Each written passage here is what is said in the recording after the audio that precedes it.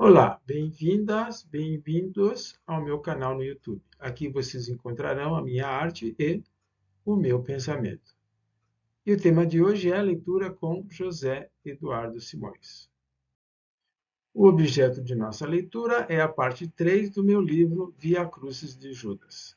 Vamos lá? Capítulo 3: Substância da vida. Bem, infelizmente, acho que todos temos um pouco desse animal feroz dentro de nós. É a nossa vergonha enquanto seres supostamente civilizados. Mas, por outro lado, ao mesmo tempo estamos vencendo essa animalidade. Já a controlamos a maior parte do tempo. É grande avanço evolutivo e, na minha opinião, o maior avanço ocorreu, melhor dizendo, começou a ocorrer com os ensinamentos de Jesus. Estamos ainda tão longe de viver o que ele propôs. É verdade, mas isso porque o Evangelho é fim, não começo. É questão evolutiva. Por isso, Baldi dizia que os ensinamentos de Jesus são mais questão de ciência que de religião.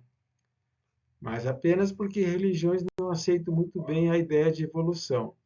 Não conseguem ver que é o processo pelo qual tudo se cria e se transforma. Daí o Baldi considerar a evolução como sendo Deus. Exato. Para o balde, Deus é o próprio universo. Não mais velhinho no céu, criando tudo e depois vendo o que acontecia, mas o próprio processo criativo do universo. E isso faz com que ele, Deus, seja íntimo a nós, pois tudo é criado de dentro para fora. Mais que isso, faz com que exista porque nós também existimos. E daí fica fácil entender o verdadeiro significado do estamos nele como ele está em nós. Isso mesmo. Bem, voltando a Jesus, quando acha que conseguiremos viver o que ele propôs? Creio que este milênio será definitivo, pois ou aprendemos a amar ao próximo, e isso inclui toda a natureza, ou nos destruímos. Amar ao próximo é, então, questão utilitária, de interesse próprio. Sem dúvida, não tem nada a ver com autossacrifício ou coisa parecida. Jesus, ao contrário do que chegou até nós nos dias de hoje, era homem prático, do mundo. Não pensava apenas nas coisas de um céu distante. É claro que não. Queria o bem-estar de todos, aqui, na Terra. E agora? Prova disso são as supostas curas que efetuou e as coisas que ensinou. Acha que as curas foram milagres? De forma alguma. Ele provavelmente tinha alguma habilidade com as mãos ou conhecimentos medicinais que hoje se perderam por conta da medicina moderna. Bem, quanto aos seus ensinamentos, gosto muito do atire a primeira pedra. Pois quer maior lição de ética que essa? Que objetivava ele ao dizer isso, senão o bom convívio entre pessoas aqui mesmo na Terra? E condenar ao próximo é das coisas que mais fazemos, não? Resquícios da nossa animalidade, dos nossos impulsos agressivos. O homem, como bem afirmou o Baldi, ainda funciona mais guiado por seus instintos, frutos do passado, que por ética de ser realmente evoluído. Mas vai chegar lá, pois, como ele afirmou, ética é também questão evolutiva. Cada nível evolutivo tem a sua, e a do homem há de cada vez mais deixar de ser a do animal.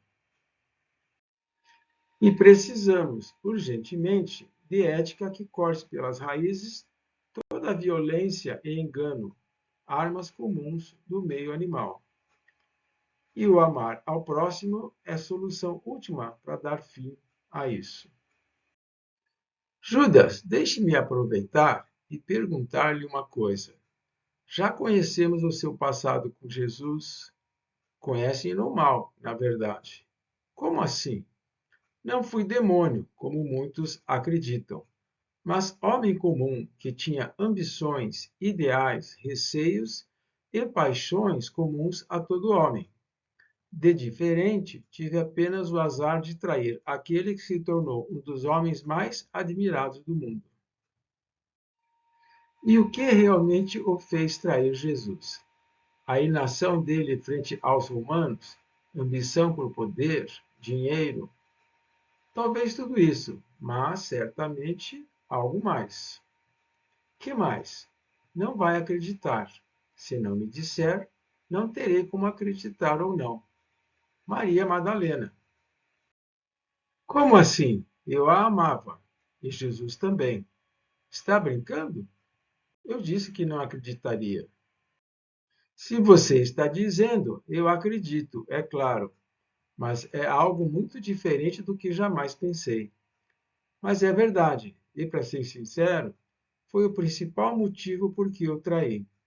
Queria os romanos fora da Palestina.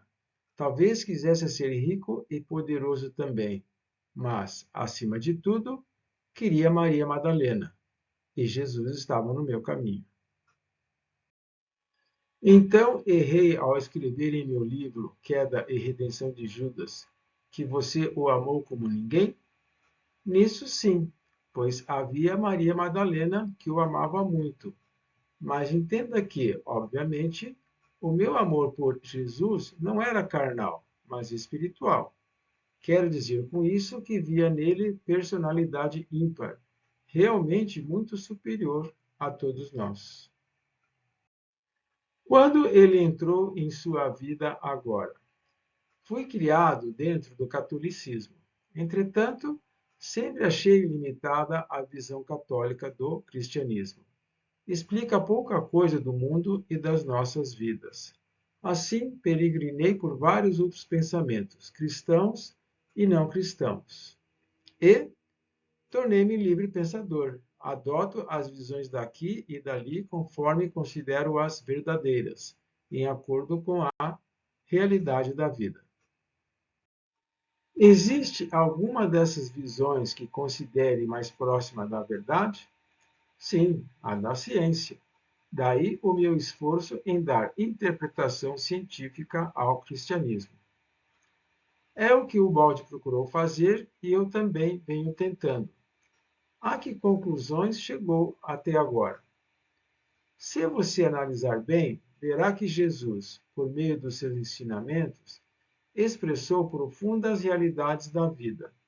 Ora, se a ciência estuda o funcionamento da vida, então não pode ir em direção contrária ao pensamento dele. Pode oferecer algum exemplo? Você mesmo, em um ou outro capítulo do seu livro Cristo Mentiu, analisou algum dos seus ensinamentos sob esse ponto de vista. Como exemplo, posso citar o amor, essência do pensamento de Jesus, que você define como atividade criadora, unificadora e organizadora do universo.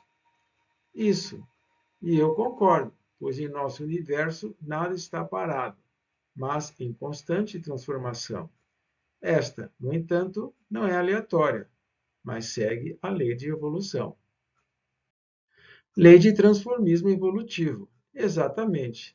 E aquela implica em aumento de complexidade por meio de união cada vez maior dos elementos constituintes do universo. E essa união se dá pela força do amor. Que outra força poderia fazê-lo?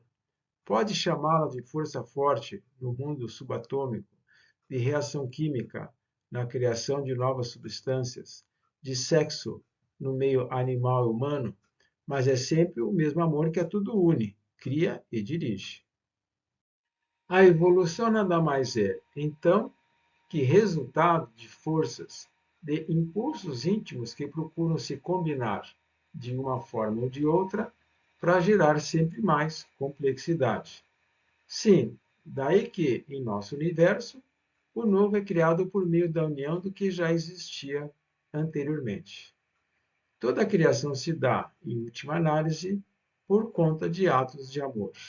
Isso, amor é substância do maravilhoso processo unificador e criativo a que chamamos vida, universo, Deus e que a tudo dirige.